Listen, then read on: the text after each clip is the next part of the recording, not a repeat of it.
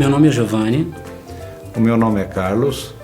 E quando nós nos mudamos para essa casa, nós percebemos que a casa tinha muito tijolo, muita parede branca e nós gostaríamos de dar uma vida para a casa. E como parte principal é a lareira, que ela se destaca, nós optamos a colocar um tom azul forte, porque ela combina e contrasta com os tijolos da parede, e um tom de cappuccino no fundo, aonde trouxesse mais aconchego, cor e vida à casa.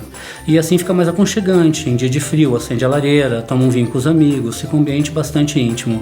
E nós queremos deixar o ambiente mais com a nossa cara, porque na realidade é uma casa com estilo mediterrâneo, onde nós contrastamos móveis modernos. E foi muito rápido e fácil para pintar. E nós adoramos, o ambiente ficou super aconchegante. E deu mais vida para nossa casa.